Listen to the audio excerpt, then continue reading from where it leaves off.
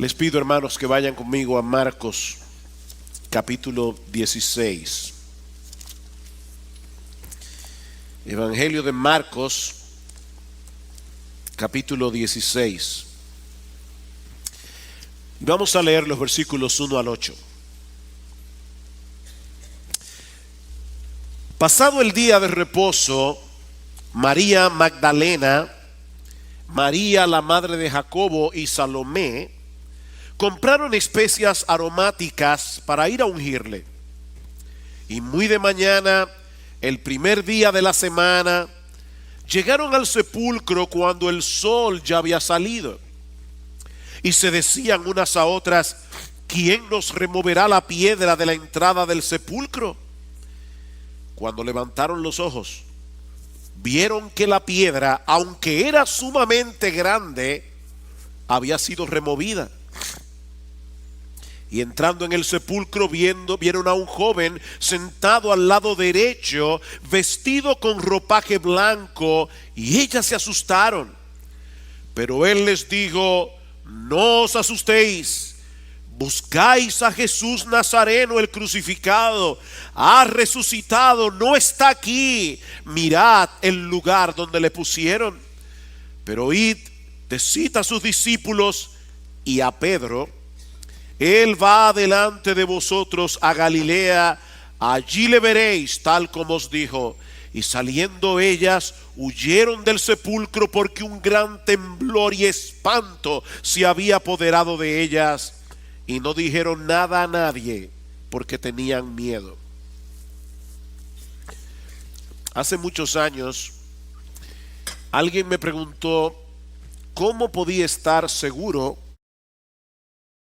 de que el cristianismo era la religión verdadera. Porque los maometanos y los seguidores de muchas otras religiones piensan exactamente lo mismo acerca de su religión. De hecho, si habríamos nacido en otro lugar que no fuera República Dominicana, en algún país donde hubiera otra religión dominante, ¿acaso no sería posible que nosotros estuviéramos tan seguros de que esa era la religión verdadera, simplemente porque habíamos nacido en ese lugar? Yo le dije a esta persona: esa es una muy buena pregunta. Las preguntas inteligentes procuran respuestas inteligentes. Hay que hacer buenas preguntas, en otras palabras, para obtener buenas respuestas. Esa es una buena pregunta. Y te la voy a responder con una sola palabra: resurrección. Tal vez debí decirle con 4 palabras: la resurrección de Cristo. La resurrección de Cristo. Es la resurrección de Jesús lo que separa al cristianismo de todas las religiones del mundo. Mahoma está muerto, por si no te habías enterado. Confucio está muerto. Siddhartha Gautama, el Buda, está muerto. Lao Tse y Zaratustra están muertos. Pero los cristianos creemos que Jesús es el Hijo de Dios encarnado, que murió por los pecadores para darnos vida, porque Él está vivo. Nosotros creemos en Jesús porque su tumba está vacía. De no haber sido por la resurrección, no habría cristianismo. La muerte de Cristo en la cruz habría sido como cualquier otra muerte, el final de una vida desperdiciada, como dijo alguien una vez. No habría ninguna esperanza, no habría ningún evangelio que predicar si no fuera por la resurrección.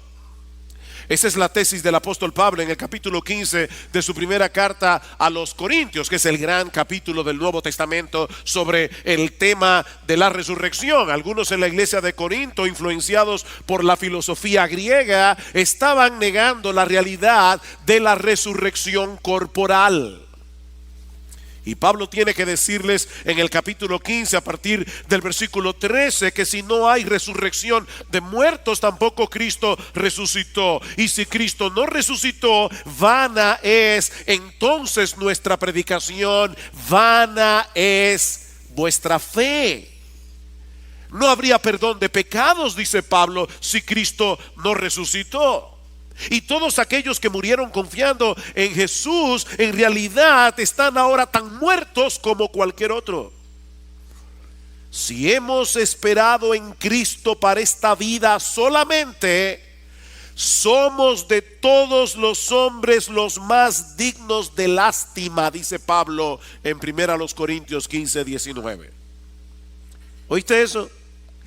Si hemos esperado en Cristo para esta vida solamente, somos de todos los hombres los más dignos de lástima. Si la relación que tenemos con Cristo no traspasa el lindero de la muerte, si todos los beneficios de seguirle a Él se limitan al aquí y ahora, no hay seres humanos en todo el planeta más dignos de conmiseración que nosotros los cristianos. Pero Cristo resucitó, dice Pablo en el versículo 20, y Él es las primicias de una gran cosecha de resurrección.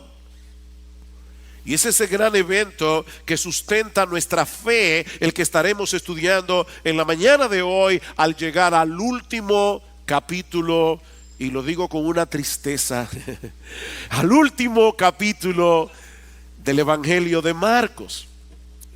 Me dio curiosidad esta semana y me puse a revisar cuando yo prediqué el primer sermón de esta serie, y me sorprendí porque fue el 8 de marzo del año 2015. Como hoy es 11 de marzo del 2018, esta serie tiene casi 3 años predicada domingo tras domingo en las mañanas. En el día de hoy vamos a estar considerando únicamente los versículos 1 al 8, y como decíamos hace unas semanas atrás, en nuestra asamblea anual, por ciertas razones, estaremos concluyendo la serie a final de abril, en el culto de la tarde, con 1 o 2 mensajes sobre los versículos 9 al 20. Pero antes de pasar a considerar nuestro pasaje, yo quiero que ustedes noten algo interesante en la narrativa de los evangelios con respecto a la resurrección de Cristo. Así como los 4 evangelistas nos narran la muerte y sepultura del Señor el viernes en la tarde, obviamente todos ellos narran también el evento de la resurrección.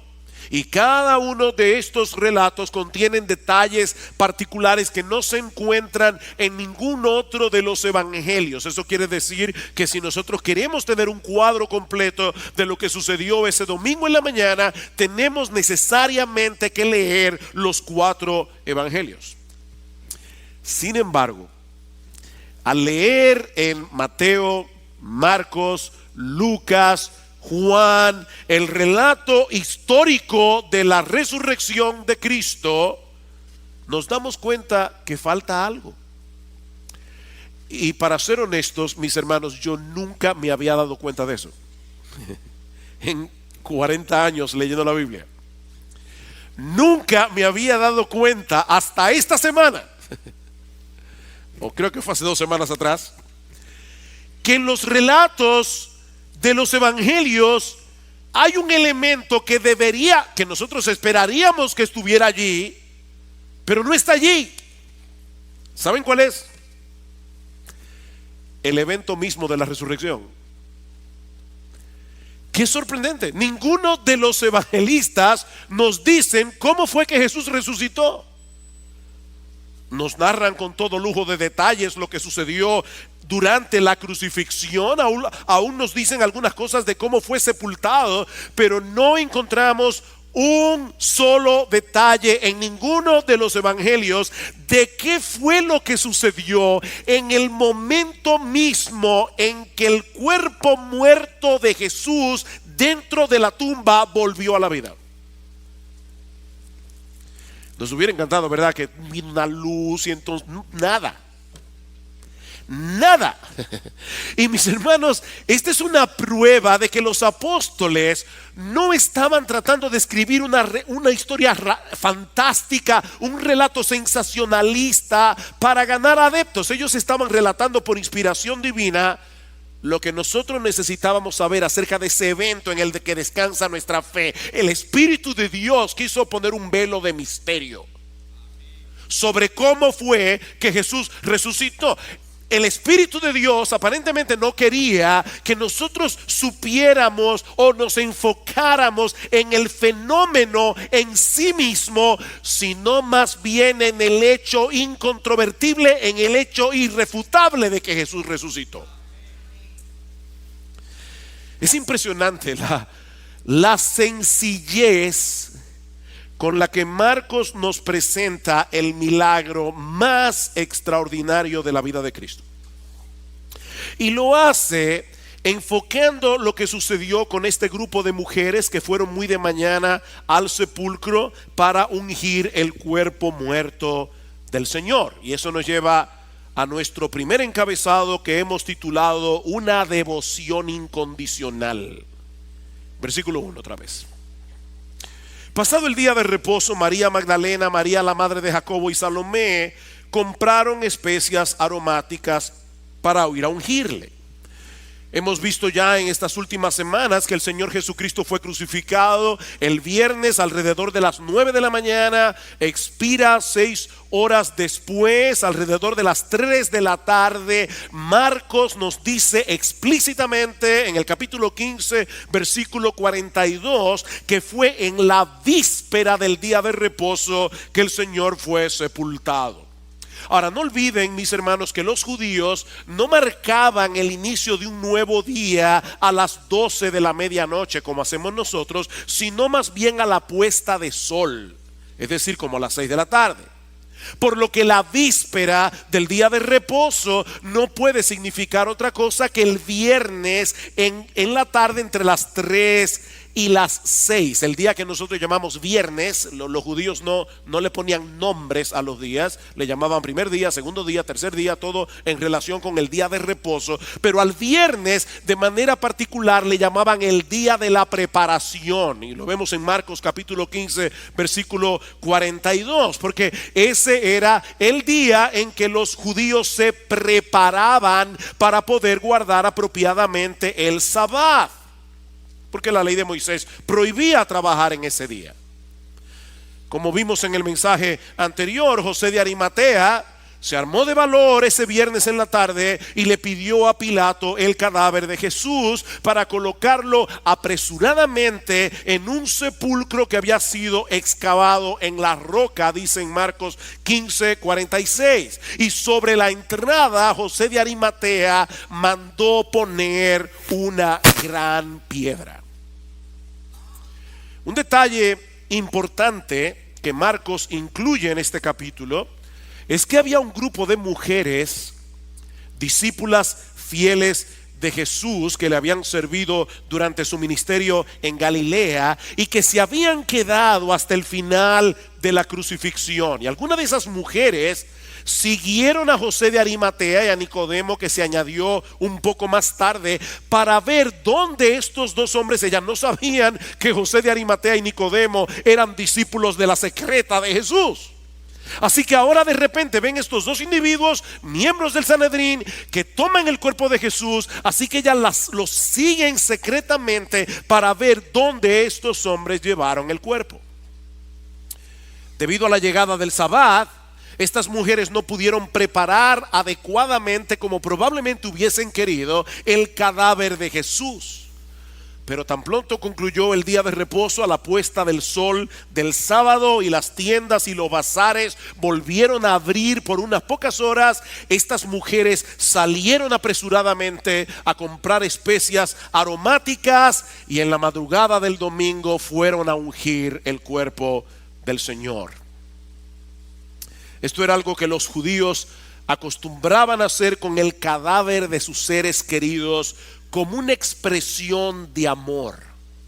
Y el único propósito de este ungimiento era dilatar o tapar el mal olor que expelen los cuerpos cuando comienza el proceso de putrefacción. De manera, mis hermanos, que estas mujeres, estas queridas mujeres, querían tener la oportunidad de servir por última vez a aquel maestro y señor al que amaban con todo su corazón. Ahora piensen en esto, mis hermanos. Ya Cristo había muerto. Y es evidente que estas mujeres no estaban esperando que Él resucitara. Ellas no se acercaron a la tumba con la expectativa de ver a Cristo levantarse de los muertos. Ellas fueron a ungir un cadáver. Pero a pesar de haberle visto morir en la cruz, estas mujeres todavía amaban a su Señor, al punto de no tener ningún reparo en identificarse con Él en un momento tan inapropiado, humanamente hablando. Todos lo habían abandonado, incluyendo sus discípulos más cercanos. El poder civil de Roma le había condenado a muerte como un criminal. Los líderes religiosos de la nación lo habían repudiado como un blasfemo. Pero este grupo de mujeres todavía seguían siendo fieles a Jesús. Y Dios recompensó esa fidelidad, escogiéndolas para ser las primeras testigos oculares de su resurrección. Estas mujeres se levantaron muy temprano en la madrugada del domingo para ir a mostrarle a Cristo su amor y devoción, ungiendo su cadáver. Y es cuando están en el camino que reparan en el problema que tenían por delante. ¿Y quién moverá la piedra? Hay una piedra tapando el sepulcro. Vean el versículo 2. Muy de mañana, el primer día de la semana, llegaron al sepulcro cuando el sol ya había salido, y se decían unas a otras: ¿quién nos removerá la piedra de la entrada del sepulcro? Marcos nos dice en el versículo 4, lo vamos a ver en un momento, que esa piedra era muy grande. Cuando estuvimos en Jerusalén hace unas semanas atrás, pudimos ir por lo menos al lugar donde los protestantes dicen que está la tumba de Jesús. Y créanme, hermanos, la piedra que debía tapar esa boca, la entrada del sepulcro, era una piedra grande, era una piedra pesada. Pero ¿saben qué, mis hermanos? Estas mujeres no esperaron a que apareciera un grupo de hombres dispuestos a ayudarlas. Simplemente se movieron a hacer lo que ellas entendían que debían hacer, porque el amor a Cristo las movía a hacerlo. Ellas no se fueron por el camino fácil. ¿Oyeron esto, hermanas? Y esto es un ejemplo para todos, pero escucharon esto, hermanas. Estas mujeres no tomaron el camino fácil. Tal vez no es la voluntad del Señor, después de todo, que nosotros vayamos tan temprano al sepulcro. Ningún hombre se ha ofrecido. Los apóstoles salieron huyendo. Y después de todo ya Jesús está muerto. Podemos ir un poco más tarde. No. Estas mujeres amaban a Jesús. Cuando no era emocionante hacerlo. Estas mujeres amaban a Jesús cuando no era popular hacerlo. Estas mujeres amaban a Jesús cuando incluso era peligroso hacerlo. Miren, mis hermanos, déjenme decirles algo. Es muy fácil y obviamente a mí me encanta cantar, me encanta venir a la iglesia los domingos. A veces pienso en ustedes que no tienen que predicar y los envidio, porque yo tengo que estar cuidando la voz todo el tiempo. No, a mí me gusta cantar, pero ¿saben qué? Es muy fácil venir a la iglesia los domingos en la mañana, a este lugar con sillas cómodas, aire acondicionado, y cerrar los ojos y cantar y decir: oh Jesús, yo te amo. Pero el verdadero amor a Cristo es aquel que nos mueve a salir de nuestra zona de seguridad. Es aquel que nos mueve a salir de nuestra zona de confort para servirle a Él, movidos únicamente por nuestro amor por Él. Mientras estudiaba este pasaje esta semana, tuve que examinarme a mí mismo con honestidad. Y no me gustó algunas cosas que vi. Para ser honesto, tuve que preguntarme a mí mismo, ¿por qué yo hago lo que yo hago? Yo soy pastor, me preparo toda la semana para predicar, me reúno con hermanos, enseño la palabra en otros contextos. La pregunta es, ¿por qué yo hago lo que hago? ¿Es simplemente porque es mi deber hacerlo? Incluso a mí me pagan por hacer lo que me gusta hacer. Yo soy un empleado feliz. A mí me gusta predicar. Pero yo sé en mi fuero interno que uno puede amar la predicación y no necesariamente amar a la gente a la que uno le predica. Como uno puede amar la predicación y no necesariamente amar al Jesús que uno predica.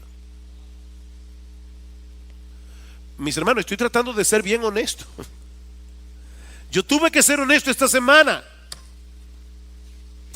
¿Es simplemente porque es mi deber hacerlo o yo lo hago movido por un genuino, sincero, aunque imperfecto amor por mi Señor y Salvador?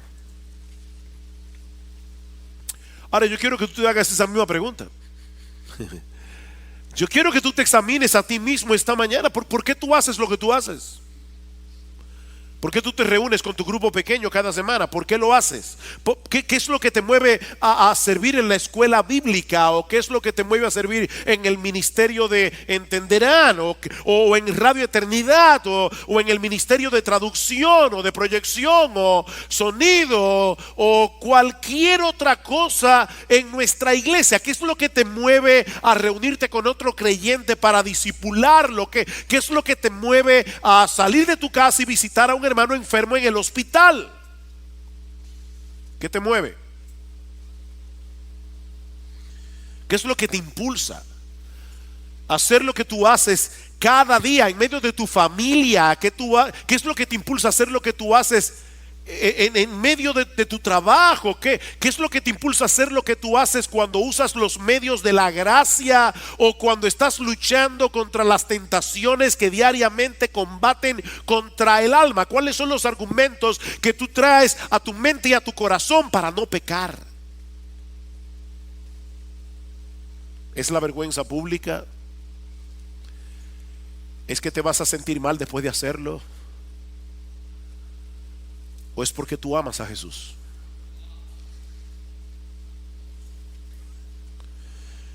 Y sí sabemos que este asunto es una lucha, porque el pecado todavía mora en nosotros, pero ¿estás luchando? ¿Estás luchando en oración, en dependencia del Espíritu de Dios para que el amor a Cristo predomine en tu corazón como el motor predominante que mueve tu existencia en cada cosa que tú haces? Pablo decía, es por amor a Cristo que yo tengo todas las cosas por basura.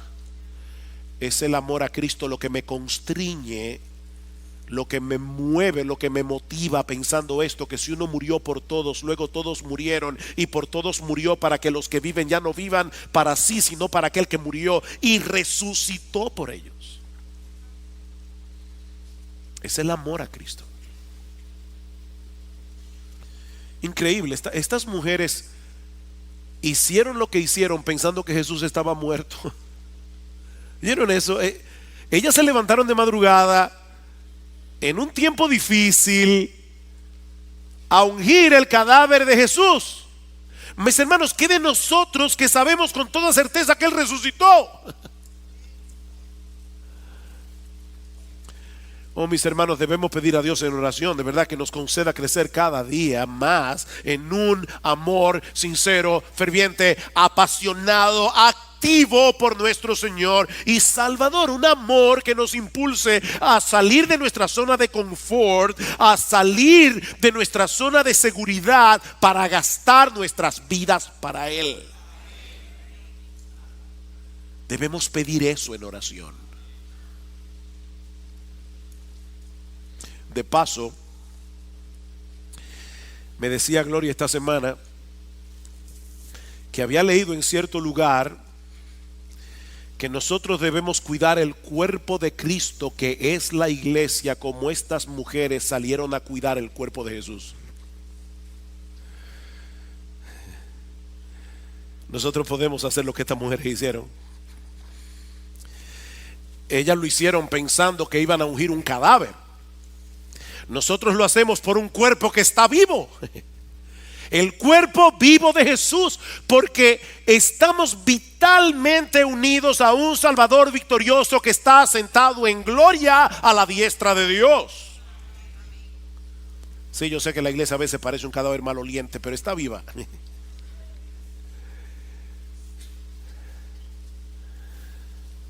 Pero ya hablaremos de eso el domingo que viene, cuando empecemos nuestra serie sobre la gloria de Cristo en la iglesia. Pero volviendo a la historia de Marcos, estas mujeres salieron al sepulcro en la madrugada del domingo. Y como lo decía, en el camino se dan cuenta que tienen un problema. El sepulcro está cerrado con una gran piedra. Y eso nos lleva a nuestro segundo encabezado. Ya hemos visto una devoción incondicional. Veamos ahora en segundo lugar una tumba abierta y vacía. Versículo 4. Cuando levantaron los ojos, vieron que la piedra, aunque era sumamente grande, había sido removida. Y entrando en el sepulcro, vieron a un joven sentado al lado derecho, vestido con ropaje blanco, y ellas se asustaron. Mis hermanos, siempre debemos notar esos pequeños detalles que encontramos en el Evangelio de Marcos y que muchas veces no se encuentran en ningún otro evangelio.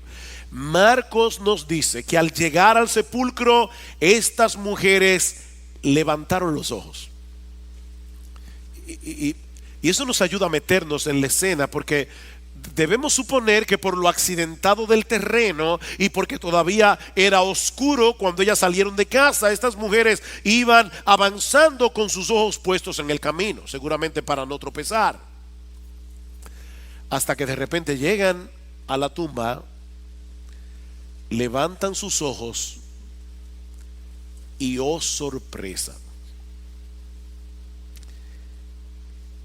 la piedra que tapaba el sepulcro ha sido removida. La gran piedra. Ahora recuerden, hay algo que estas mujeres no sabían, pero que tú y yo sí sabemos.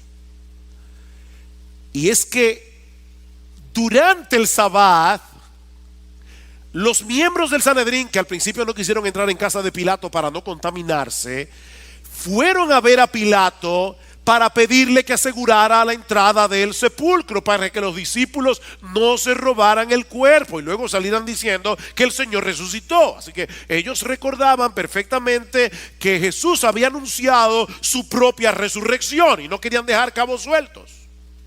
Pilato les permite poner a un grupo de soldados a la entrada y encima de eso manda sellar la piedra, es decir, colocar el sello imperial de Roma sobre una soga a lo largo de la roca o sobre un pedazo de cera. Romper ese sello imperial era alta traición contra el imperio.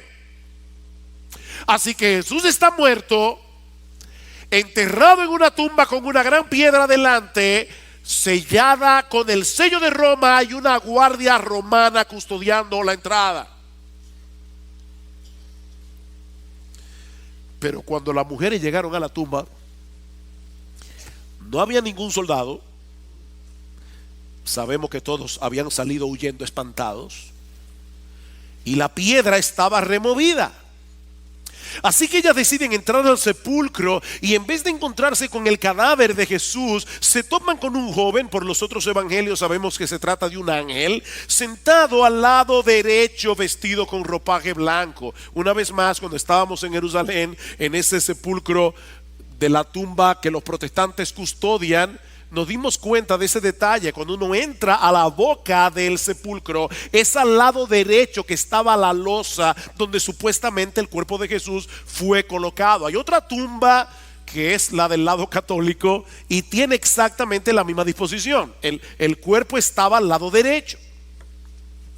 Algo había sucedido en las primeras horas del domingo, que recuerden que inició a la caída de sol de nuestro sábado, que fue lo que llenó de espanto a los soldados que custodiaban la tumba. Dice en Mateo capítulo 28 versículo 2 que se produjo un gran terremoto porque un ángel del Señor, descendiendo del cielo, removió la piedra. Ahí está la respuesta. Un ángel del Señor descendió del cielo y removió la piedra. Y fue muy probablemente este ángel el que las mujeres encontraron dentro de la tumba unas horas más tarde. Y como es natural, siempre que una gente se encuentra con un ángel, por lo menos en el Antiguo Testamento, ahora no. Ahora hay personas que ven ángeles como si vieran al vecino. Cuando la gente en el Antiguo Testamento se encontraban con un ángel, se espantaban. Dice que ellas se asustaron, se alarmaron. Esta es la misma palabra que aparece en el relato de Marcos cuando dice que Jesús estaba en agonía en el huerto de Getsemaní. Mis hermanos, estas mujeres todavía ven la tumba removida, todavía no ven el cadáver de Jesús, y ellas no han llegado a la conclusión de que Él resucitó. Ellas no tienen ni idea de qué es lo que está pasando allí. De hecho, Lucas nos dice en el pasaje paralelo, Lucas 24:4, que ellas estaban perplejas. Ellas fueron al sepulcro a ungir un cadáver, no esperar un cuerpo, no esperar ver a Jesús resucitado. De hecho, también sabemos por el Evangelio de Juan que María Magdalena llegó a pensar por un momento que alguien había trasladado el cuerpo de Jesús a otro lugar. Se han llevado a mi Señor y no sé dónde lo han puesto, dijo ella. Estas mujeres necesitaban que alguien le hiciera una exégesis a la tumba vacía, que le dieran una explicación. Y eso es precisamente lo que el ángel va a hacer en el próximo versículo. Pero antes, permítanme hacerles una pregunta que de primera impresión puede parecer muy obvia. Mis hermanos, ¿por qué fue necesario que esa piedra fuera removida? ¿Han pensado en eso? Dios envió un ángel del cielo para que removiera la piedra del sepulcro. Y la pregunta es, ¿por qué? Oh, pastor, ¿y qué pregunta es esa? Para que saliera Jesús. ¿De verdad? O sea, ¿tú crees? ¿De verdad tú crees que Jesús necesitaba que alguien removiera esa piedra para salir del sepulcro? Mis hermanos, ¿ustedes recuerdan lo que pasó ese mismo día de reposo, el domingo, perdón, no día de reposo, el domingo, en la noche, cuando los discípulos estaban reunidos en el aposento alto con todas las puertas cerradas por temor a los judíos, y de repente dice Juan capítulo 20 versículo 19, que el Señor Jesucristo vino y se colocó delante de ellos? ¿Por dónde entró? No sabemos porque Juan no lo dice, pero existe la posibilidad. Oigan lo que estoy diciendo, yo no estoy siendo dogmático con esto, pero existe la posibilidad de que el cuerpo resucitado de Jesús poseyera propiedades nuevas que le permitieran traspasar puertas cerradas. A donde estoy tratando de llegar es al punto de entender que Jesús hubiera podido salir de esa tumba de otra forma. Pero como bien señala Steve Lawson, Esa piedra no fue removida para que Jesús pudiera salir, sino para que el mundo pudiera entrar. Para que el mundo pudiera asomarse como estas mujeres y comprobar que la tumba estaba vacía, porque esa tumba vacía por casi 2000 años ha sido un testigo irrefutable de la veracidad del evangelio. Los escépticos, los miembros, del Sanedrín, hicieron todo lo que estuvo a su alcance para evitar una resurrección fraudulenta. Porque ellos sí entendieron lo que los apóstoles no entendieron, lamentablemente. Ellos sí entendieron las implicaciones de las palabras de Jesús desde el principio de su ministerio. Destruid este templo que en 3 días lo levantaré. Nadie me toma mi vida, yo la pongo de mi propia voluntad, porque yo tengo autoridad para ponerla y tengo autoridad para volverla a tomar. Los fariseos, entendieron eso.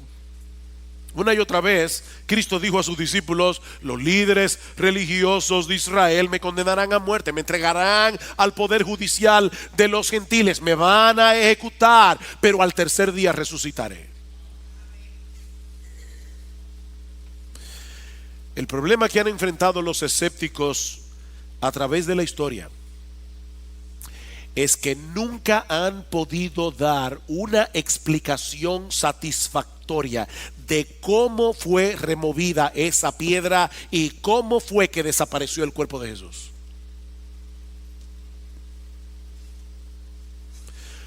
Sabemos con toda certeza que en el primer siglo hubo un grupo de hombres que salieron predicando por todas partes que Jesús había resucitado de los muertos. Y el cristianismo tuvo el impacto que tuvo en todo el imperio romano y ha tenido un avance imparable hasta el día de hoy. ¿Saben por qué? Porque nadie ha podido mostrar su cadáver para desmentirlos.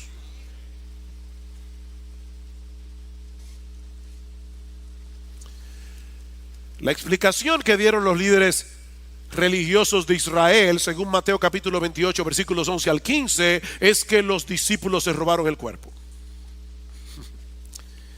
Increíble. Mis hermanos, esta explicación, y todavía hay gente que cree eso, esta explicación es completamente absurda. No olviden que estos hombres abandonaron al Señor desde el momento del arresto. Ninguno de ellos había entendido este asunto de la resurrección. Para los apóstoles todo había terminado cuando vieron a Cristo clavado en la cruz. ¿Y ustedes creen que 3 días después iban a llegar Pedro, Juan, y se iban a enfrentar con una guardia romana? Y se iban a atrever a romper el sello de Roma y luego salir por todas partes a proclamar que Jesús resucitó? Eso no tiene sentido. Aparte de que todos ellos, con la posible excepción del apóstol Juan, murieron martirizados por su fe. Nadie miente para ser ejecutado. Todo el mundo miente para evitar la ejecución.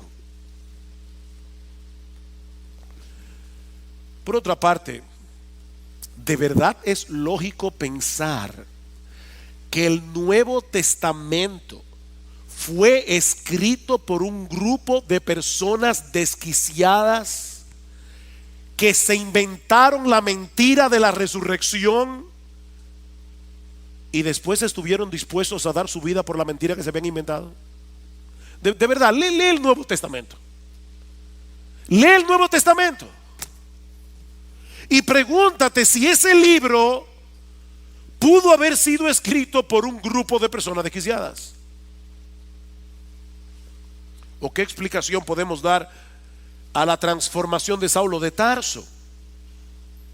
No olviden que este hombre se había dedicado en cuerpo y alma a perseguir a los cristianos, y sin embargo fue el apóstol Pablo el gran instrumento que Dios usó, no solamente para llevar el evangelio en toda Asia y en toda Europa, sino también para escribir la mayoría de las cartas del Nuevo Testamento. ¿Cómo podemos explicar esa transformación tan radical que sufrió Saulo de Tarso? ¿Qué fue lo que sucedió en la vida de este hombre? Si le preguntas a Pablo, te va a decir: yo me encontré con el Cristo resucitado camino a Damasco, y eso cambió mi vida. de perseguidor a evangelista. Yo vi a Jesús resucitado. ¿O cómo podemos explicar lo que el mismo Pablo nos dice en 1 Corintios capítulo 15 versículo 6? Que Jesús se le apareció a más de 500 hermanos a la vez, después de haber resucitado. Y Pablo dice, muchos de los cuales viven aún, por si quieren ir a preguntarle. ¿Tuvieron todos una alucinación colectiva?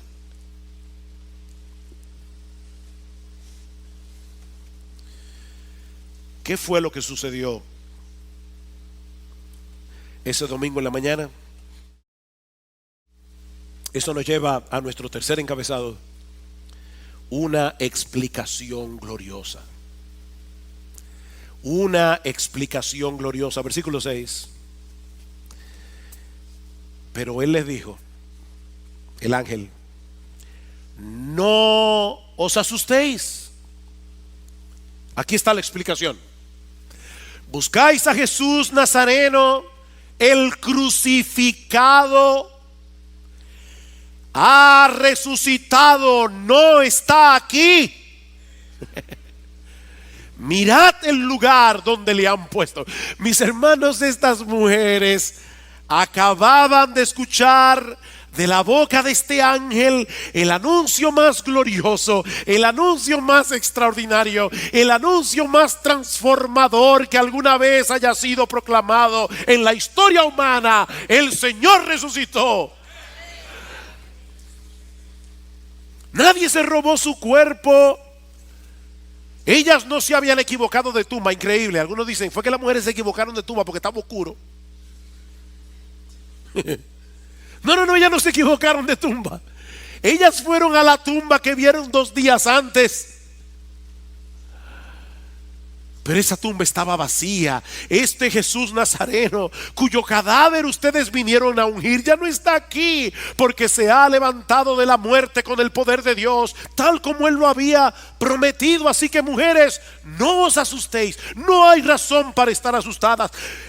Hay miles de razones para estar llenas de gozo y de esperanza, porque el Señor resucitó. Y ahora estas mujeres tenían la hermosa encomienda que todos nosotros tenemos de hacérselo saber a sus discípulos. Versículo 7. Pero id y decid a sus discípulos y a Pedro: Él va delante de vosotros a Galilea, allí le veréis tal como os dijo. Me encanta ese detalle. Los discípulos obviamente incluía a Pedro, pero el ángel había recibido probablemente una encomienda de Dios, una encomienda del Cristo resucitado. Cuando lleguen las mujeres al sepulcro para ungir mi cuerpo, diles que vayan a los discípulos y especialmente a Pedro, y que le digan que yo resucité. ¿Y por qué a Pedro? Por lo que había pasado unos días antes.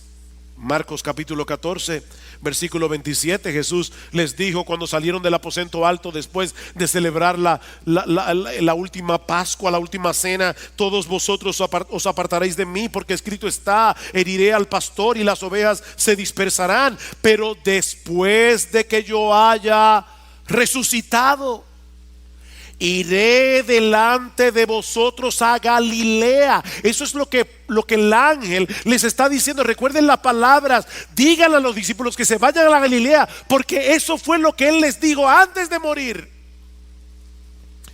Y entonces Pedro le dijo: aunque todos se aparten, yo sin embargo no lo haré. Ay, Pedro, mi querido Pedro, en verdad te digo que tú hoy, esta misma noche, antes de que el gallo cante 2 veces, me negarás 3 veces.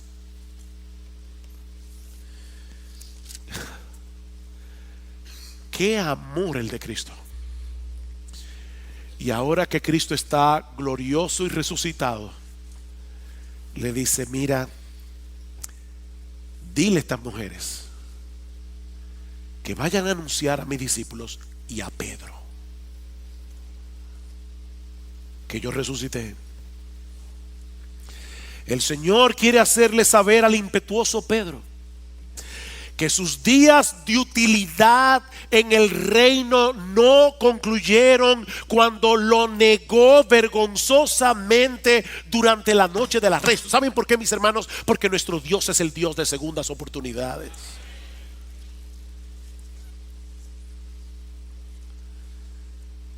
Ve y dile a Pedro, ve y dile a Pedro y a todos los discípulos que deben ir a Galilea, como yo les dije antes de morir, porque allí me encontraré con ellos en el mismo lugar donde Cristo los llamó. ¿Recuerdan? Al lado del mar de Galilea, en el mismo lugar donde Cristo los llamó y donde ahora los comisionaría a llevar la noticia de su muerte y su resurrección hasta lo último de la tierra, en Galilea. Pero quedaría registrado en la historia que las primeras en anunciar esta buena noticia no serían los apóstoles. Sería este grupo de mujeres piadosas que habían estado dispuestas a servir a su Señor cuando no era popular hacerlo, movidas por un amor absolutamente incondicional. Y eso nos lleva a nuestra última escena, que veremos mucho más brevemente y que hemos titulado Una reacción compleja pero comprensible. Una reacción compleja pero comprensible. Versículo 8. Y saliendo ellas huyeron del sepulcro, porque un gran temblor y espanto se había apoderado de ellas, y no dijeron nada a nadie porque tenían miedo. En el pasaje paralelo, en el Evangelio de Mateo, Mateo 28:8, dice que alejándose a toda prisa del sepulcro, con temor y gran gozo, corrieron a dar la noticia a sus discípulos. Espanto, temblor, gozo, miedo, esperanza, asombro. Todo estaba sucediendo al mismo tiempo en el aparato emocional de estas mujeres. ¿Nunca te ha pasado eso?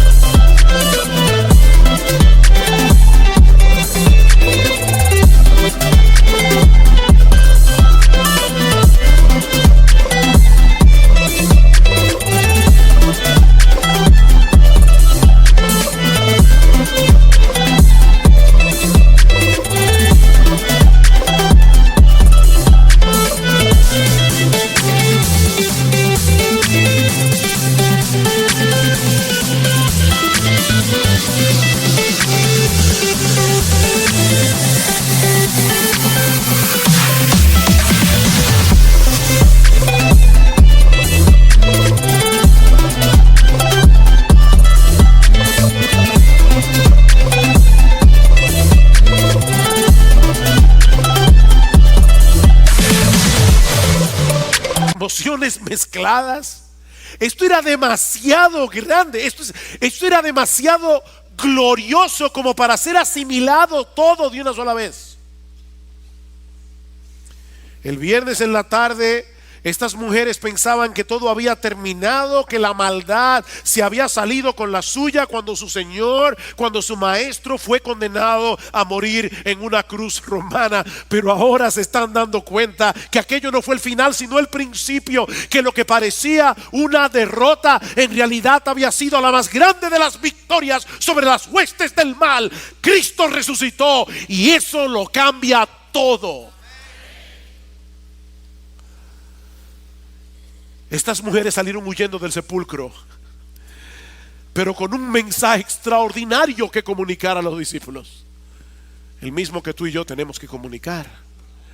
Cuando Marcos nos dice que ellas no dijeron nada a nadie, y recuerden que eran mujeres. Cuando Marcos nos dice que estas mujeres no dijeron nada a nadie, se refiere al hecho de que ellas no fueron por ahí a contarle a todo el mundo que el Señor había resucitado. Pero sabemos, como dice Mateo y por lo que dice Lucas 24, que sí comunicaron la noticia a los apóstoles como el ángel les ordenó. Y de paso, esta es otra evidencia incidental de la veracidad histórica de los evangelios. Porque en los días del Señor se le daba muy poca credibilidad a las palabras de una mujer. Tanto así que en una corte legal el testimonio de una mujer se comparaba al testimonio de un esclavo o al testimonio de un criminal. Si esta historia hubiera sido inventada por los apóstoles, jamás habrían incluido el detalle de que las primeras testigos oculares de la resurrección y las primeras en anunciar este mensaje fue un grupo de mujeres. Jamás habrían puesto eso en la historia. Pero eso fue lo que sucedió ese domingo en la mañana.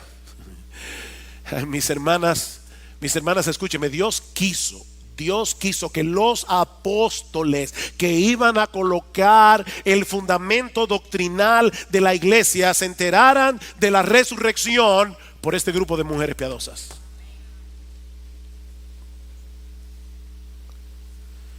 Y no por eso las hicieron apóstolas.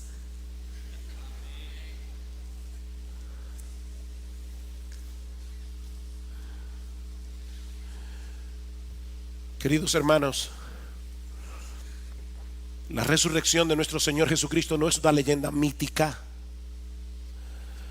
Es el más grande acontecimiento que alguna vez haya ocurrido en la historia de la humanidad, y en el cual debemos poner nuestra fe si queremos ser salvos.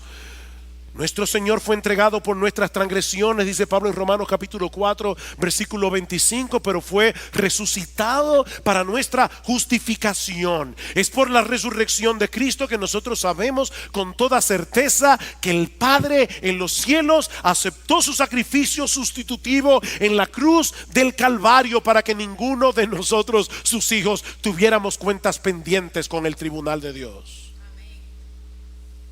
Podemos morirnos tranquilos porque nuestra deuda fue saldada, completamente saldada, y lo sabemos porque Jesús resucitó.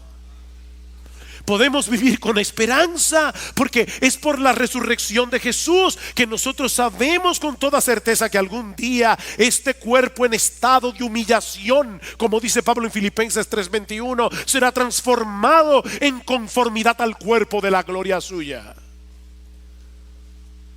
Y así estaremos siempre con nuestro Señor, adorando y contemplando su gloria. ¿Recuerdan el texto de 1 Corintios 15 que citamos al principio en la introducción?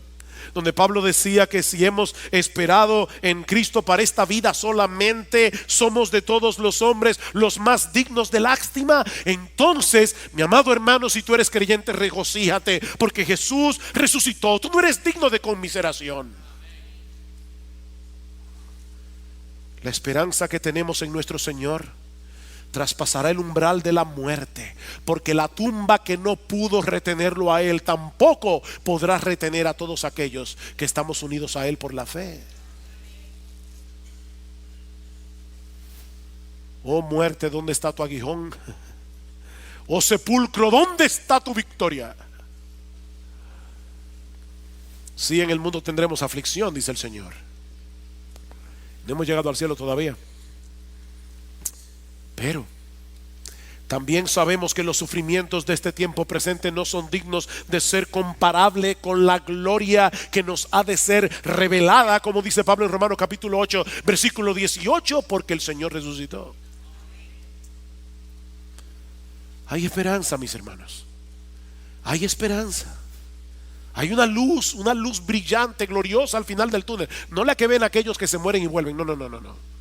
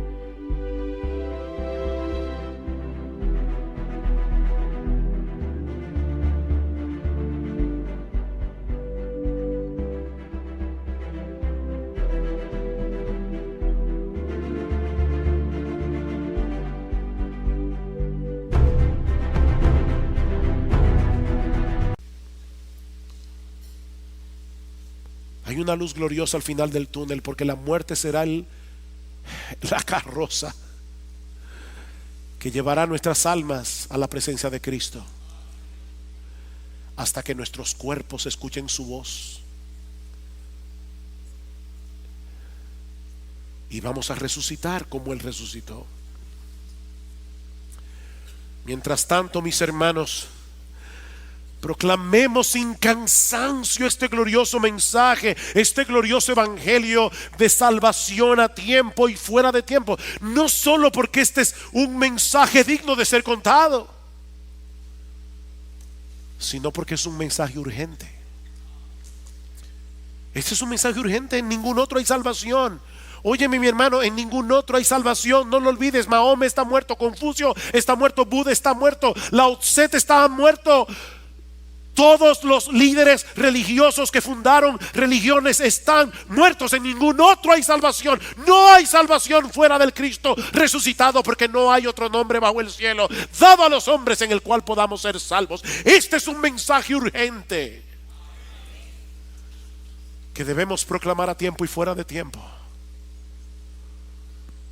Y mi amigo, si tú estás aquí sin Cristo en esta mañana, por favor no te vayas de este lugar sin rendirte por completo a Él como Señor y dueño de tu vida. Deposita tu fe en Él como aquel que murió y resucitó para reconciliarnos con Dios. Ven, mi amigo, a Cristo en arrepentimiento y fe. Que si confiesas con tu boca a Jesús por Señor y crees en tu corazón que Dios le resucitó de los muertos, serás salvo. Y Pablo no está hablando allí de venir ahora aquí al frente y levantar tu mano y decir yo confieso. No, es vivir una vida de confesión de que Jesús es tu Señor, tu dueño, tu amo, tu rey. Porque con el corazón se cree para justicia, pero con la boca se confiesa para salvación. Oh, que el Señor bendiga hoy abundantemente su palabra en creyentes y en incrédulos, trayendo consuelo, ánimo, corrección, esperanza, arrepentimiento, fe, salvación.